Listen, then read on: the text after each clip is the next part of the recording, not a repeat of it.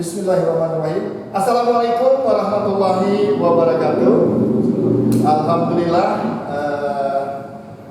masih dilimpahkan kesehatan, dan malam ini saya sedang berada di Tumbang Titi namanya. Dari salah satu kecamatan di Kabupaten Ketapang. Cukup jauh, datang ke Ketapangnya pakai pesawat dari Pontianak 40 menit. Dari Ketapang ke Tumbang Titi itu kemarin mungkin ada 4 atau 5 jam karena jalannya agak, biasalah kalau musim hujan seperti ini, jalan tanah dan sebagainya. Kegiatan saya ini ke Ketapang khususnya dan ke Tumbang Titi ini selain sebagai asesor melakukan visitasi dari Badan Akreditasi Nasional Provinsi Kalimantan Barat, juga saya melakukan sosialisasi tentang pendidikan tinggi karena status sebagai dosen. Jadi kita mengenalkan, mempromosikan dan sebagainya. Nah, di sela-sela kunjungan ini saya beruntung sekali.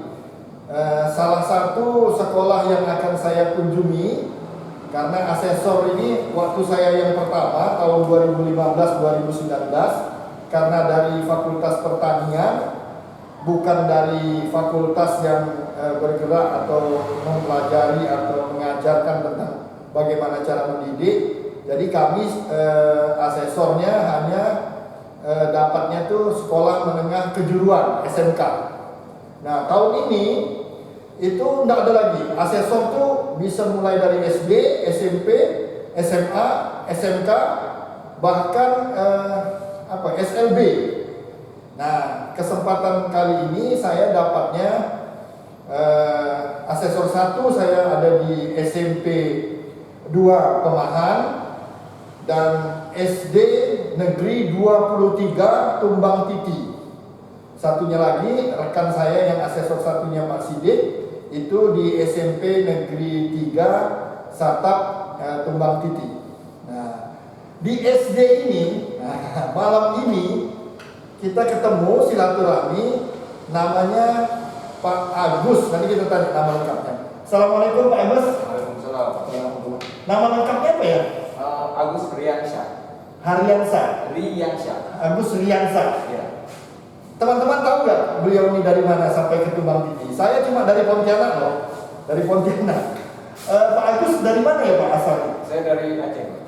Aceh, coba bayangkan. Tahu kan Aceh di mana kan? Kalau yang sama macam saya, tahulah istilahnya. Mungkin saudara-saudara kita lain pun tahu. Yang disebut dengan Serambi Mekah ya. Aceh di sana. Serambi Mekah. Kalau orang kita nyebutnya gitu. Jadi waktu itu, kalau orang-orang tua kita melakukan ibadah haji dari tanah Jawa, itu kapal itu sebelum ke Kolombo katanya ya, nah, kalau saya salah, sampai di Aceh itu, istilah tadi itu keluarnya, itu udah serambinya. Jadi tinggal selangkah lagi sampai di tanah suci. Atau banyaknya orang dari tanah suci itu, baik imam-imam besar dan sebagainya itu, pedagang-pedagang dari Gujarat dan sebagainya itu di tanah Aceh itu. Makanya Aceh itu sangat luar biasa ya. Nah, beliau dari Aceh sekarang ada di sini. Jadi tadi saya sempat ngobrol-ngobrol. Luar biasa kan? Saya yang dari Pontianak ke sini, bayangkan tugas nanti sampai hari Rabu. Udah berapa lama Pak Agus? Di sini udah 4 tahun. Pas 4 tahun. Pas 4 tahun. Menurut SK penempatan itu 4 tahun. Tapi saya tuh tiba di sini tuh Oktober 2017. Oktober 2017. Ya. Saya tiba di sini. Di Tumbang Titi. Tumbang Titi Ketapang. Kalau boleh tahu apa nama programnya? Program Guru Garis Depan. Apa? Guru Garis Depan. Apa tuh? Cerita sedikit. Guru garis depannya apa? Program apa ya? Jadi guru-guru yang ditempatkan di daerah-daerah ya 3T lah. Daerah terdepan, terluar, tertinggal. Oh, kalau kami kita di Universitas Tanjung Pura ya, kita memang udah mengenal 3T itu. 3T. Jadi kebijakannya itu universitas tertentu itu menerima mahasiswa yang asalnya dari daerah 3T. Tapi kalau Mas Agus ini mengabdi ke daerah 3T. Daerah 3T. Wih, luar biasa. Awalnya macam mana jadi berani mengikuti ini? Apa karena susahnya pekerjaan atau bagaimana ceritanya? Mungkin bisa ceritakan sedikit ke teman-teman kita. Awalnya itu kan saya itu ada ikut program dari Kemdikbud, itu program dari namanya SM3T. SM3T. Wah, ini apa lagi? Itu tahun berapa dulu? Itu tahun 2012. 2012 ya? Yang tadi ini kan 2017. Nah, 2012 itu apa tadi namanya? Pelan-pelan. Sarjana mendidik di daerah tinggal. Oh, yang 3T tadi.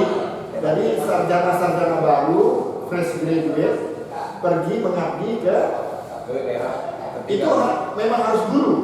Kalau iya, Tamatan guru itu. Tamatan dia misalnya FKIP dan sebagainya. Oh, itu macam mana? Itu daftarnya ke pusat atau daftar di Aceh atau di mana? Daftarnya ada link pendaftaran ke Kemdikbud. Kemudian kita di situ isi data segala macam. Kemudian baru nanti kita setelah ikut seleksi lolos seleksi administrasi. Seleksinya nasional ya? Tapi kita ada penempatan LPTK-nya. LPTK-nya di mana gitu ya? Kita pilih dari mana? Waktu itu Mas Agus dapatnya? Di Indonesia. Oh, langsung di dekat ya? Universitas Syahwal. Saya lupa tadi bisa. Acehnya di mana Mas Agus nih? Saya ini berasal dari Montasi, Kecamatan Montasi. Kecamatan Desa Montasi. Piyung. Desa ini Biar, Kabupaten Piyung, Piyung. Kabupaten. Kabupaten Saya tahunya kalau di Jawa Barat tuh Peyem. Apa ya kabupaten? Kabupatennya? Aceh Besar. Oh, Aceh Besar. Karena saya ini sejak sekolah keluar S2 ke Bogor, S3 juga apa kan? Banyak teman-teman Aceh ini. Malah saya kagum benar. Luar biasa Pemda Aceh ini dalam kondisi waktu itu ya kita masih bersih tegang artinya antara ini kan. Tapi niat pemerintah untuk menyekolahkan orang itu tetap jalan gitu. Nah, itu suatu prestasi juga. Nah, terus cerita lagi tadi kami tempatkan di LPTK. LPTK. Kemudian kita ikut seleksi segala macam, saya wawancara. Baru saat itu saya itu ditempatkan di NTT, Kabupaten Lembata, tepatnya di Kabupaten Lembata. Nusa Tenggara Timur. Nusa Tenggara Timur. Oh, dia bukan dikembalikan lagi. Aceh masuk daerah 3T bukan? Aceh ada daerah 3T, tapi kebetulan kemarin itu ditempatkan di luar Aceh. Oh, memang begitu. Misalnya contohnya LP apa tadi? LPTK. LPTK itu tadi di mana selain Aceh? Ada juga dari Medan. Ada LPTK di situ. Nah, kalau yang LPTK situ ditempatkan di mana? Itu ada ke Papua juga ada. Oh, jadi memang konsepnya walaupun tempat LPTK itu tidak berjauhan dari asal sarjana itu, tapi dia bisa aja ditempatkan di luar. Oh, Tempatannya di luar. Pasti di luar ya. Oh, oke. Di NTB itu NTT. Proses tadi di LPTK itu berapa lama? Itu apa? Dilatih apa? Di setelah seleksi kita ada sosialisasi. Oh. Sosialisasi itu sekitar kalau nggak salah saya sekitar 12 hari. Oh, 12 hari. Nah, terus kemudian setelah itu ya kayak di tempat gitu lah. Iya. Kemudian baru kita diberangkatkan ke tempat tujuan kita. Nah, jadi pada saat itu ya saya gimana karena pikir tempat baru NTT yang nggak pernah saya pikirkan sebelumnya, ya udah saya ikut aja. memang hobi apa mengunjungi tempat-tempat baru atau kalau hobi ada, kalau jalan-jalan tuh ada. Dulu kuliahnya S1 atau sekolahnya di mana? Di Aceh semua. Di Aceh. Di Aceh semua. Jadi ini luar biasa ya. Ini pengalaman pertama mengabdi langsung keluar Aceh. Oke, lanjut di NTT ya. Jadi itu kira-kira kan tadi 2012 ya. Pada tahun yang sama Anda sampai di NTT ya? Iya. 2012 itu. Itu berapa orang dari Aceh? Dari Aceh ke NTT itu kami dari Aceh dibagi 3 tempat. Ada ke NTT, ada ke Kalimantan Barat, Sanggau, ada ke Kepulauan Riau, Anambas. Dia memang disebar ke 2012 kita udah 34 provinsi ya. Dia memang disebar gitu atau permintaan provinsi? Nah, itu kebijakan Kemdikbud, saya kurang paham juga. Oh, pokoknya kriteria 3T tadi ya. Nah, jadi dari Aceh dibagi ke 3 daerah tadi ya. Oh, termasuk Kalbar ya? Termasuk Kalbar. Saya pikir, kalau dari 2012 12 tahun bisa 9 tahun ya. Oh iya kan ini 2001 ya. lalu lanjut sampai di NTT. Itu program ini untuk berapa lama? Itu 1 tahun. 1 tahun ditempatkan. Dulu kuliahnya apa ya? Saya ini FKIP apa? FKIP jurusan bahasa Inggris. Pendidikan bahasa Inggris. Pendidikan bahasa Inggris ya. Anak saya sempat kepengen karena dia hobi bahasa Inggris di Untan tuh cuma ada di FKIP bahasa Inggris kan. Kalau waktu kemarin saya ke UNS memang ada kalau saya tidak salah fakultas bahasa dan sastra budaya gitu lah, ada studi sejarahnya gitu kan. Itu memang belajar bahasanya. Kalau ini kan ada bekal, Ini ada pendidikannya lebih ini kan. Oke, 1 tahun program. 1 tahun. Itu ditanggung penuh, udah bergaji, udah Iya. itu udah PNS belum ya? Itu kontraknya masih kontrak dari Kemdikbud. Kemdikbud. Ditempatkan di mana waktu itu? SMA, SD, SMP? Kemarin itu di SMP Satap Bean. Satu atap ya? Satu atap ya. Biar. Bean di Kecamatan Buya Suri, Kabupaten Lemata. Kasih gambaran lokasinya, ngapain masuk kriteria 3T? Kalau tempat saya tuh kriteria 3T yang pertama tuh mungkin desa paling ujung di kabupaten itu. Karena desa itu langsung berbatasan dengan pantai. Kemudian listrik saat itu 2012 itu belum ada. Nggak ada listrik? Nggak ada listrik. Sinyal juga belum ada. Sinyal HP ya? Sinyal HP. Komunikasinya. Jadi kami kalau komunikasi itu memang HP itu kami letakkan di tempat tinggi. Nah, Nah itu kalau ada bunyi ya udah kita lari langsung ke situ untuk mengangkat. Masya Allah perjuangannya ya. Itu tidak ada pakai istirahat tuh 1 tahun lebih di sana terus? Iya di sana terus. Paling sekali turun ke kota. Gitu. Berapa jauh dari kota? Kalau dengan perjalanan motor itu sekitar 3 jam. Kalau dengan kota kabupaten. Tapi kalau dengan kota kecamatan itu sekitar ya 40 menit. Kalau tadi kita bicara yang dari Aceh dibagi 3 sampai di NTT atau di desa tadi, Mas jadi berapa orang ketemunya? 74 orang. 74. Di Lembata itu 74 orang. 74 orang ditempatkan di Ya, disebarkan mulai dari SD, SMP, SD, SMP dan SMA. SMA. Saat itu SMA kan masih dalam naungan daerah. Oh iya belum di di provinsi ya dah. Provinsi. Masih di tingkat kabupaten. Makanya SMA masuk. SMA masih. Luar biasa. Nah sekarang kita beralih gimana nih beliau nih kok tiba-tiba ada di Tumbang Titi ya. Kita singkat ceritanya. Cerita lengkapnya beliau ini ada share ke saya di mana linknya tuh nanti di video ini saya tampilkan linknya kalau yang mau dengar atau baca cerita lebih spesifiknya karena saya nih udah terkagum-kagum dulu jadi cerita detailnya nanti kita bisa baca sama-sama di link nanti yang akan saya bagikan. Nah cerita yang ini lah yang 2017 nih kok sempat-sempatnya ke Tumbang Titi. Ini awalnya waktu ikut tes itu kan Ya siapa lagi nih namanya? tes CPNS kemarin itu. Ya, ada tesnya Pak. Oh. Jadi setelah kami pulang dari Lembata itu, kami itu dikuliahkan 1 tahun PPG.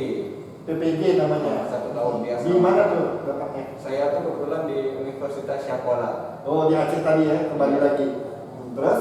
Jadi setelah itu baru di tes untuk ikut CPNS ini.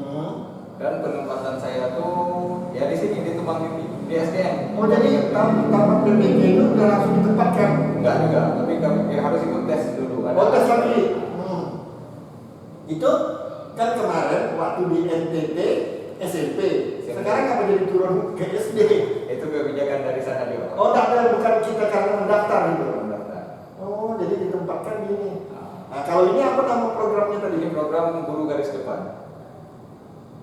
Kriterianya beda-beda dikit lah ya dengan itu ya. Ya, Atau nih garis depan ini depan apa? Bukan karena berbatasan dengan negara luar bukan ya? Garis depan ini. Ada juga yang penempatannya mereka kawan-kawan tuh ada yang di perbatasan ada juga. Oh ada juga. Daerah 3T. Oh ada juga. Cuma namanya sekarang garis depan. Oke. Apa yang mungkin pengalaman di NTT itu yang membuat ada tumbuh rasa itu ya? NTT itu memang luar biasa. Luar biasa. Apalah ceritakan sedikit lah buat ini. Mudah-mudahan nanti kalau program ini berlanjut, teman-teman sarjana-sarjana dari FKIP yang baru jangan takut. Senior-senior saudara ini udah mencontohkan gitu ya. Susah nggak mas? Susah nggak pertanyaannya sekarang? Susah itu kalau menurut saya sih susah itu karena kita belum memulai mungkin. Tapi ketika kita udah memulai, artinya itu kan kita mencoba beradaptasi lah. Kita beradaptasi dengan lingkungan. Misalnya kayak saya ini dari Aceh, tiba-tiba ditempatkan di NTT. Ya, memang dalam bayangan saya itu memang nggak pernah terbayangkan memang. Tapi akhirnya ya kita beradaptasi dengan mereka itu. Walaupun di Aceh tuh saya tuh di kampung saya listrik ada, sinyal juga ada. Tapi ketika berada di NTT yang wilayahnya listrik nggak ada, sinyal nggak ada. Ya udah kita beradaptasi aja dengan mereka tuh. Memang awalnya tuh susah, tapi lama-lama kita enjoy aja. Apalagi tempat saya tuh di Desa Peyang itu. Desa Peyang itu memang desa wisata, Pak. Pantainya masya Allah bagus sekali. Jadi kadang-kadang memang karena seringnya saya ke pantai itu bisa bikin lupa dengan HP. Oh betul. Nah ini menarik nih. Waktu itu kan memang 2012 ya. Kalau sekarang ini kalau 2012 1 2 kan. Sekarang ini kan kebalik nih 2021 2 ini di depan. Sekarang tuh malah ada pameo ya. Pameo itu apa ya? Istilah orang gitu kan. Lebih bagus nggak ada uang daripada nggak ada sinyal. Nah bayangkan dulu. Orang seolah-olah mati kalau nggak ada sinyal ya. Ada dalam seleksi penerimaan pegawai misalnya untuk penempatan pada penentuan akhir bukan pertanyaan tentang berapa gaji dan sebagainya. Pertanyaan terakhir adalah ada sinyal nggak Pak? Nah kan luar biasa ya. Ternyata ini teman kita ini Pak Guru Agus ini udah membuktikan bahwa nggak mati kok gitu istilahnya ya. Walaupun sekarang insya Allah makin maju karena udah 11 tahun lebih dari 2012. Tentu macam di sini aja di Tumbang Titi kan sinyal udah ada ya. Bahkan tidak hanya Telkom kan, ada beberapa yang lain ya. Oke. Kalau yang di sini apa yang didapat? Yang kalau tadi kan di sana tuh ya alamnya. Nah, itu kalau di sini apa pula yang artinya yang positif, negatifnya atau mungkin ada gimana? Kalau di sini terus terang bertolak, kalau dari alamnya itu bertolak belakang dengan yang pokoknya jauh berbeda dengan waktu saya di NTT. NTT itu memang saya di pantai, memang di tepi pantai. Tapi sekarang saya udah pedalaman ke hutan lah. Sekolah lokasi saya agak ke dusun untuk pindah. Itu masuk listrik di sekolah saya itu baru tahun 2020. Listriknya itu. Listrik masuk ke tempat yang sekarang ini ya, yang Tumbang Titi. Iya. Itu aspal juga 2019. Aspal yang jalan ini ya, jalan yang enak itu 2019. Jalan masuk baru listrik masuk. Tapi nanti foto sebelum 2019 itu ada nanti building yang Bapak bilang tadi itu. Yang kita share di sini ya. Itu memang ada foto-foto saya tuh di lokasi yang mungkin Penentang kalau masalah saya tuh. Itu kalau hujan memang kita tuh kalau motor biasa itu bisa dikatakan 90% nggak bisa naik. Oh, sangat curam. Curamnya dan licin, Pak. Jadi kami itu kalau misalnya ke sekolah aku kalau misalnya hujan, ya udah nunggu bantuan dari belakang. Siapa yang ada minta tolong gitu, tolak untuk supaya motor tuh naik ke atas. Luar biasa ya. Tapi alhamdulillah sekarang tuh jalan itu sebelum ke sekolah saya itu ada naik sedikit itu alhamdulillah udah di aspal sekarang dan nyaman betul. Dulu tuh kalau hujan luar biasa ya. Nah sekarang mungkin yang terakhir ya teman-teman, kan kita tidak bisa durasi terlalu panjang, nanti teman-teman juga nontonnya bosan, belum tentu menarik.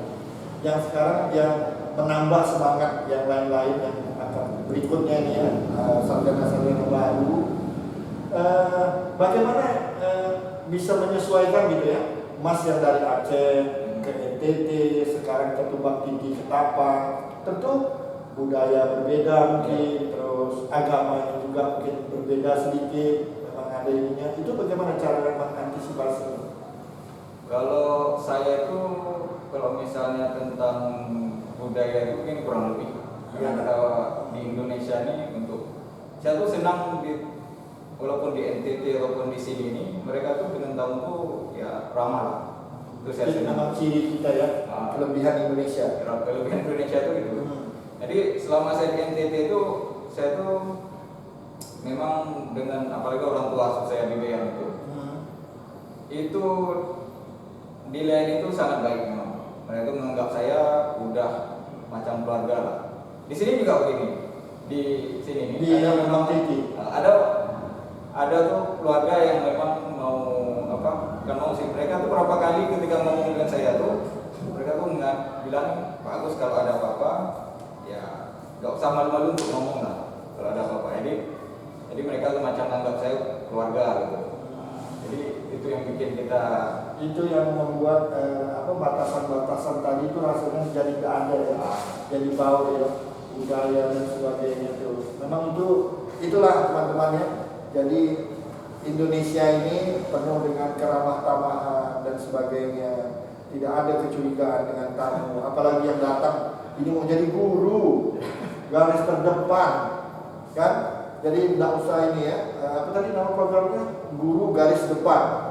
Mudah-mudahan program ini kita berdoa ya tetap disupport sama pemerintah karena kami yang asesor ini tahu benar lah kondisi-kondisi sekolah di daerah karena kita keliling kan. Yang kemarin saya beruntung alhamdulillah dapat 5 tahun, tapi itu kan SMK itu paling jatuhnya ke kecamatan kan. Nah sekarang saya merasakan dapat SD, dapat SMP, itu kan kalau SD dusun, masih dusun kan. Nah jadi lebih lagi ini, lebih dalam lagi yang akan saya lihat kemana. Karena kalau di perguruan tinggi ini kan kita terima orang barang dah jadi ya. Nah jadi mungkin dengan ini ada hikmahnya dan kita berdoa ya sama-sama ya Pak Agus dan yang lain-lain teman-teman. Mudah-mudahan program-program seperti ini tetap disupport sepenuhnya oleh pemerintah dalam rangka yaitu tadi angka partisipasi kasar kan. Jadi kalau di tingkat perguruan tinggi ada, karena kita pun rata-rata itu tiap kabupaten beda ya, artinya kesempatan seorang siswa untuk sekolah itu kan beda-beda. Saya tidak tahu kalau di Tumbang Tinggi atau Ketapang ini apa udah tamat SD atau bahkan mudah-mudahan udah tamat SMP. Kalau di kota-kota ya wajar lah ya, misalnya tamat SMA mungkin mudah-mudahan. Nah itu sedikit cerita ini, kalau nanti ingin lebih dalam bisa dilihat dari beberapa link yang saya sampaikan ini. Mungkin itu bagus, terima kasih banyak nih di pojok langsung gini dalam pertemuan kita ini. Semangat, Indonesia udah merdeka 76 tahun. Ternyata masih banyak PR yang harus kita kerjakan dalam rangka meningkatkan sumber daya calon-calon generasi penerus perjuangan bangsa ini. Wabillahi taufiq wal hidayah. Wassalamualaikum warahmatullahi wabarakatuh.